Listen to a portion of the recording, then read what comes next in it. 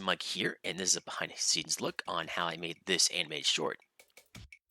While this is a bunch of models I kind of ripped from the game, thanks to tools that are out there, there's still a bit of work involved on getting all the characters moving, all the props looking as well as they could inside Blender, and all that kind of stuff. And hopefully you'll learn from my experience on how a project like this can work out and what things could gone better in retrospect.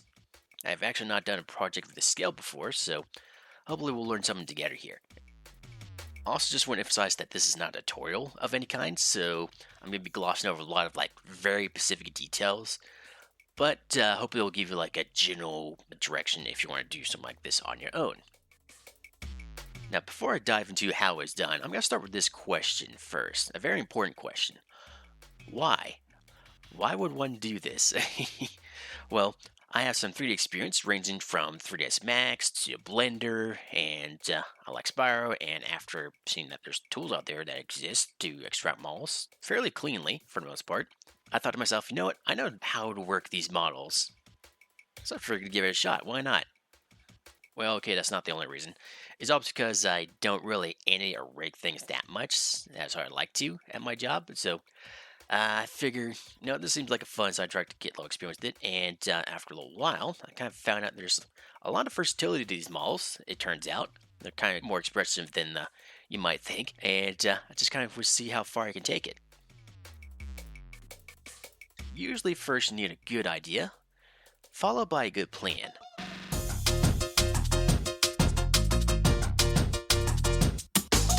Now, I've already made a few shorts, silly little shorts for ISGP, a Spyro speedrun tournament thing. One idea I couldn't figure out how to fit because I was trying to base on different game goals and all that kind of stuff is this weird mystery jar that's just there.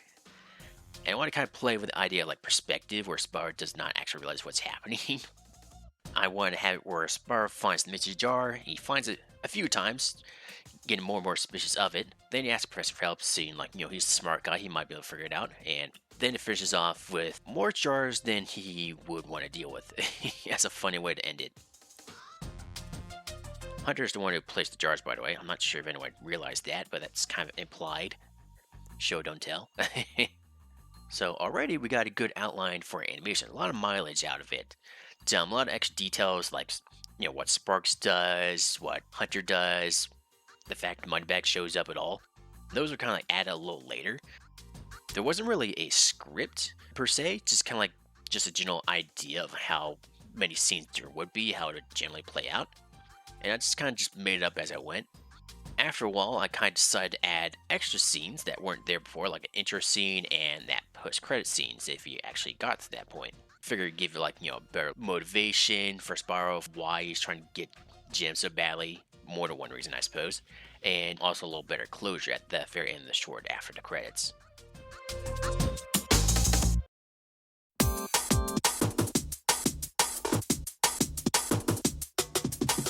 Now that we got our idea for how our animation is going to play out, we're now going to handle the next part, which is I have to record this part so many times because it's so tedious to explain. I hate it, but it's what I had to do. So let's start with the basics here. You first need an emulator called ePSXe. It's kind of old at this point, it's kind of cranky, you have to constantly close and reopen it if you want to change any sort of setting, which, because you have to swap the video plugins on it often for every tool, get ready to do that a lot, but yeah, that's the emulator you want to use. Then all you have to do is you have to go into the game you want to work with, and then you have to load the level, and then you have to decide what you're going to extract. Now in this case, I like to break into 3 main categories. So the first thing is environments, and for that you'll need to use something known as Spyroscope. Spyroscope is probably the most functional tool out of all of this, and it happens to support ePSXe, which I didn't know until I looked into the GitHub for this tool, and specifically it's mentioned in the changelog. Thanks for that. Why did you mention, why you put it there? Why there?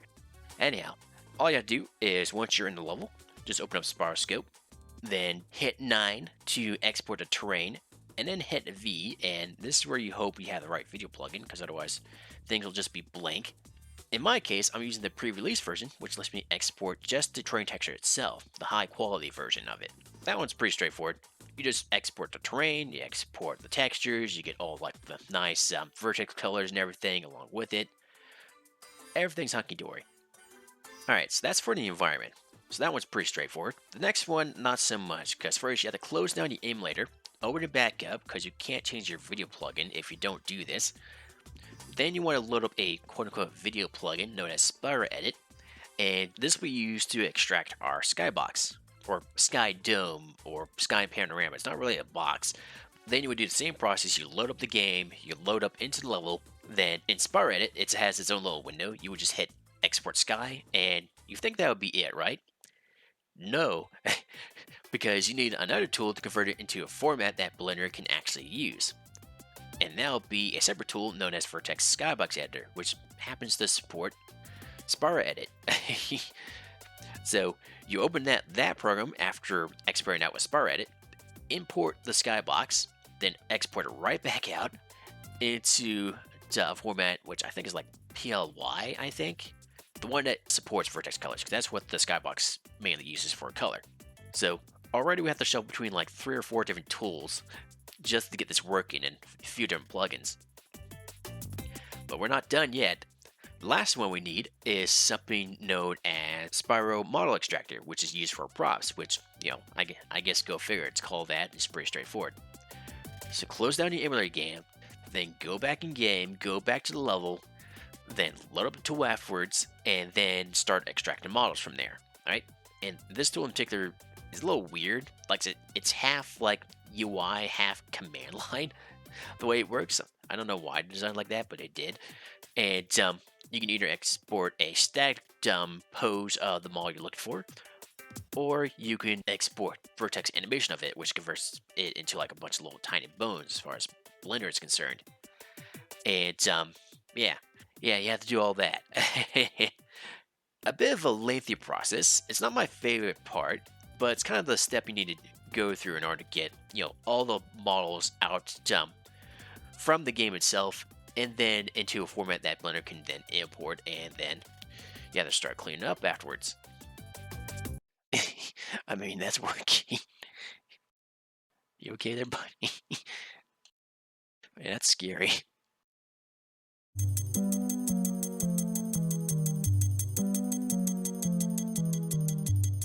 Now we have to worry about how to make things move. It is an animation after all, and well, it's not about cameras, it's not about props, it's more about the characters of anything that are, you know, your main concern.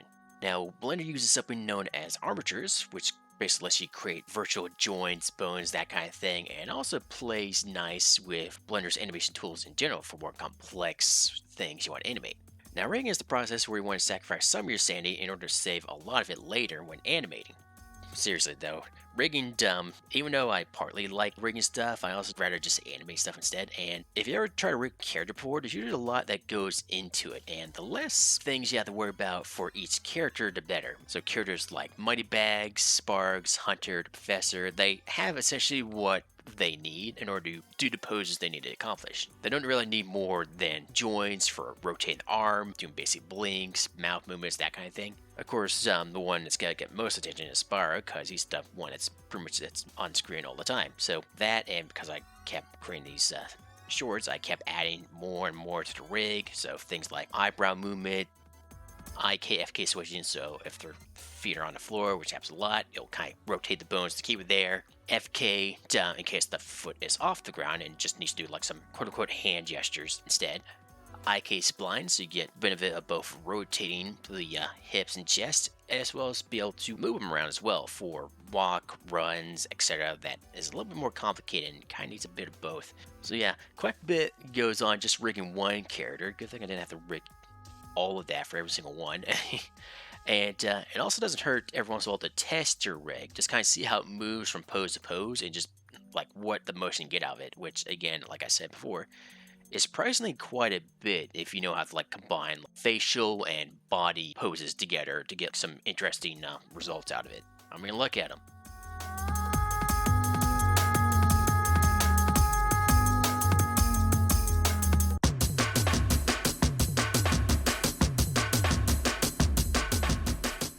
So once our characters are rigged, we want to move on to the next part, which is blocking out practically everything. Blocking out our scenes, so dragging in like the level, geometry, the skybox, getting all that set up, dragging in our props, and then bringing in our characters and starting to figure out how they're gonna like go from pose to pose and how the whole scene will play out. Now for this, Blender uses something known as actions in order to store animation data. You can think of it as animation clips, so you can create like actions for walking, running, and more specific animations in general. And then you can use something known as the nonlinear editor in order to sequence them all together. So for example, I have like a scene early on where Spyro hops over a ladder, he lands, and it starts moving forward. And with the nonlinear editor, I have a specific animation just for moving it forward, and then another one on top that I blend to make them actually do a little walk cycle. Have to fiddle around with it just right to give the illusion that they're moving forward when in reality, they're doing the equivalent of walking on a treadmill. But it works well enough, so hey. Unfortunately, this approach is a little limited in case you want to have them interact with elevated floors or rocky terrain or something like that. But fortunately, that's not something I had to worry about. Sort of thing I did with Sparks as well, where his base like animation he does, but also like additional images blend on top for like a little wobbling thing and wing flaps, for example. The more characters you add in, the more tracks you have to worry about, and also the concern on how to coordinate everything. So it's usually a good idea as you're blocking it to kind of like block out the basic poses of your character. And usually one good trick is to use interpolation modes for keyframes because it'll usually blend from one to the next. But you can set it to a constant interpolation type, which gives it more like a stop motion or kind of like, you know, from drawing to drawing kind of look to it. So it's more about the poses and just the rough timing and less about all the technical details you have to fast around with later. You also have to concern yourself with the camera, and at first, there's a few ways to do camera animation and camera cuts, essentially, but I eventually settled on creating like a single action, put that into the NLE, and then afterwards just duplicate it and then change as I go, and that'll just act as your camera cut, as it were. It's a little faster than Blender's other method of just creating markers and switch between two separate cameras, so I don't know. If you can't tell like there's another camera, there's no reason to have more than one now, is there? So that's the general process I just kind of went through. Character in there, put a camera, kind of start creating poses by adding keyframes to the timeline, and blend animations together as needed. And just kind of figure out how the whole scene will play out from scene to scene.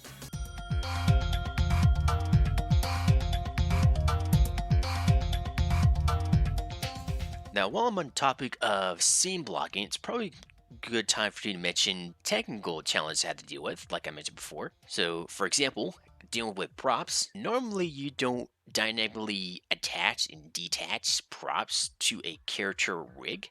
That's something that once you create the rig, it's kind of just stuck like that and you're not expected to change it. But there is something very handy known as constraints, which can dynamically turn themselves on and off. And one thing they're good at is working with props and attach them to your rigs, attach them to hands, or whatever part you want to attach them to. And this is a little annoying to do in Blender because you have to like add a constraint, then you have to do this like little inverse thing to make sure the object doesn't move because you're kind of changing what it's like relative to, like you're changing the center of the universe to it, which is a little weird to explain. And I eventually found an add-on called dynamic parenting, I think, and that just does the same thing, but just makes it a little faster, make it a little easier to manage, right? And it'll kind of take care of all this stuff under the hood. And as long as I make sure I don't mess with the timing too much, it works well enough. But a little extra thing I had to do eventually because, well, it led to like an awkward situation with the jar in Robotica Farms, I think,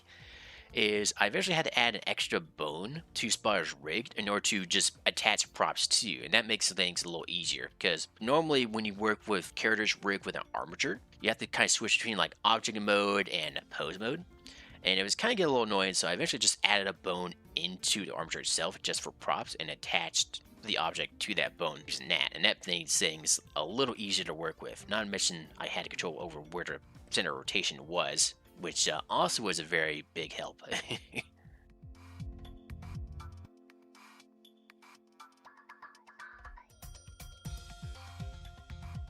Another thing I had to struggle at some point is how to use particles inside a blender, which is not something I'm fond of. The more I mess around with it, the more annoying it was to just micromanage everything, especially from scene to scene. Make sure the particles go off at the right time because you have to set the start and end timing.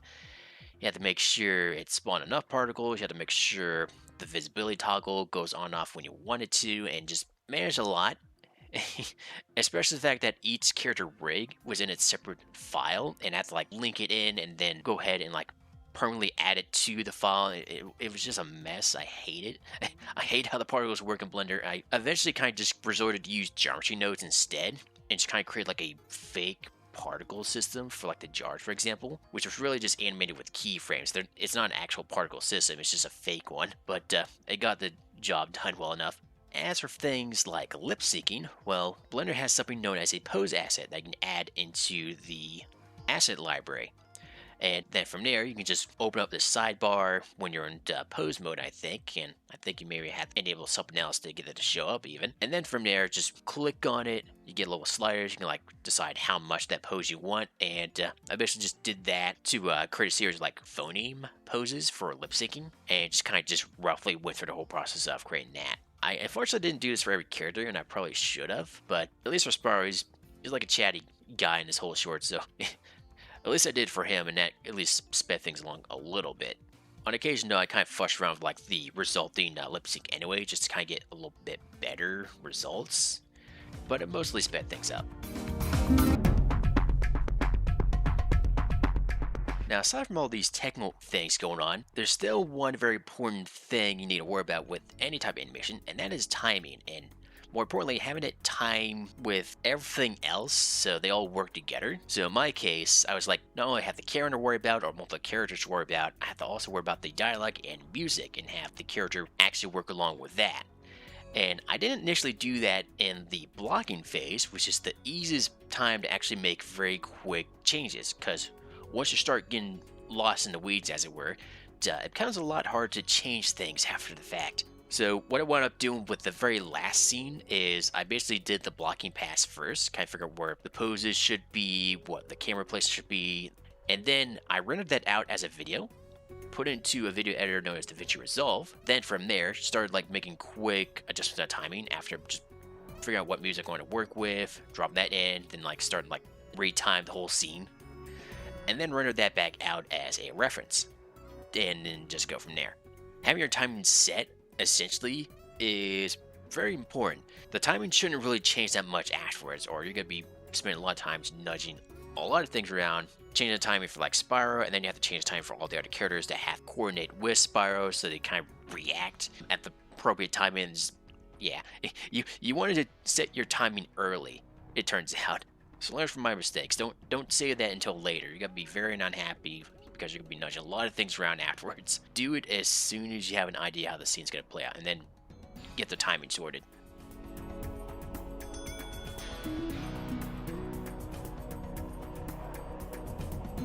So now you got your scene, you got your props, you got your characters, you got them doing like a whole set of poses, and you have a general idea how the scene's going to play out. Now it's the time to basically take off the training wheels known as consistent interpolation and have it now smoothly blend from one pose to the next, and then kind of be weirded out because it looks very strange when you initially do that, and that's okay. That is going to happen because what you're going to be doing then is starting to exercise your 12 principles of animation, though you don't necessarily have to use all of those. They're more like a guideline, but still it kind of helps. So definitely timing's one of them, surprisingly. And then you have to worry about things like arcs, follow through, overlap, secondary action, squash and stretch, and things like that. And staging definitely is another one, like which character is more important versus another. Do you look at Spyro? Do you look at Sparks? Do you look at Moneybags? Who's like the most obvious guy you want to be looking at in the scene? Then there's arcs, which I really should have paid more attention to, but anything that rotates, you get arcs for free, but anything that's location-based, you probably want to use Blender's motion path tool, right? Which at least makes it a little easier to see what your arcs actually are, and lets you refine that accordingly. That really helped with the last scene when I had Spyro like jumping at the jar and trying to tackle it. It was a little rough at first, but once I got the motion path working for me, that made it a little easier to kind of figure out how jar's gonna tilt over, how he's gonna like hang on to it, and kind of land back in a satisfying like arc right back on the ground. The refinement phase for me is usually where I just mess around with like oscillating a lot of keyframes on lots of different parts of the character. You know, the wings kind of like move at a different time versus the legs, or the head's doing something while the body's like, you know, not doing much of anything. And just kind of figure out how to like give it a little bit more like momentum and weight to the character, and also add a lots and lots of moving holds where the character's basically not doing anything, but they're slightly moving. A bit better than, you know, being a complete static pose and not moving at all. I think at this point, though, you kind of get the general idea. I can talk about animation principles all day, but for this, I mean, it's kind of a common concept you can look into later. But for this, that's generally how I make use of it for this short here. Now, once I eventually got done refining everything, because I had like many scenes. In fact, here's a number on the screen. This is how many scenes I have to refine afterwards. It's, pretty big, hefty amount of scenes. That's probably why it took so many months to do it. That, and I made some few mistakes along the way, but I eventually got it there. I then bring it out of Blender by rendering every one to a video file, and then bring it into Davinci Resolve to do some final like dialogue, which I did a weird approach to this. I kind of initially render things out, did the dialogue, then brought that all back into Blender so I can hear it in Lipsync, then refine it, then bring it back into Davinci Resolve, which is a free video editor that's fairly flexible. It has its quirks, but it works well enough for this. Did a lot of tweaking to it, and had some transitions, did a lot of audio balancing and fiddling around with sound effects, trying to figure out the best way to use them, and from there, just rendered that out as the final video. This is also a time where I spent some for doing like voice ducking, so the music isn't as loud as the characters, you can hear them better, and also trying to be sneaky about it when it happens so you don't really notice it too much, and also had to like figure out creative ways to do stupid sound bits like the sparks like spin around the jar shenanigans, which kind of works out at the end, but I don't know. But yeah, that's the general idea how I made this short. There's a lot more details involved, but a lot of them are like very boring or very tedious. And I think what I learned from all this is that as extraction, kind of annoying, but you know, it's something you have to bear with. And as for like assembling scenes and block everything out and then managing everything, I think that part as well is where I could do a little bit better in terms of, well, if nothing else, I want to try something different for the next short, if I make one, which is something known as Unreal Engine, because it apparently has the ability to do rigging in it. And I'm also a bit more familiar with game engines, if anything, and I know for a fact that it's very good at handling assets, and I'm going to experiment out with that and see how well that works. It also means I have to rebuild the rigs, but if it's worth it, it's worth it. So, anyhow, hopefully you enjoy this little video, and I guess I'll catch you next time, and I guess whatever else I might be doing on this channel. So until then, catch you later.